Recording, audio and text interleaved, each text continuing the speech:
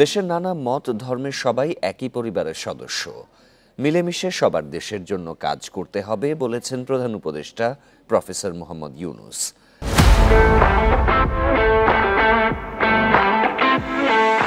পহেলা বৈশাখ উদযাপনে সবাইকে অংশ নেওয়ারও আহ্বান জানান তিনি। রোববার রাজধানীর মেরুলবাড্ডায় আন্তর্জাতিক বৌদ্ধ বিহারের সম্প্রীতি ভবনের ভিত্তিপ্রস্তর স্থাপন অনুষ্ঠানে এসব কথা বলেন প্রধান উপদেষ্টা। নানা মত ধর্ম রীতিনীতির মধ্যেও আমরা সবাই এক পরিবারের সদস্য।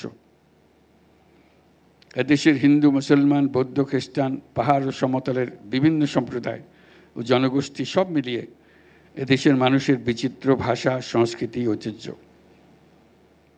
আগামীকাল পহেলা বৈশাখ আমাদের এই সম্প্রীতির অন্যতম প্রতীক। প্রত্যেকে নিজ নিজ উপায়ে নিজেদের রীতি অনুযায়ী আগামীকালকে উদযাপন করব।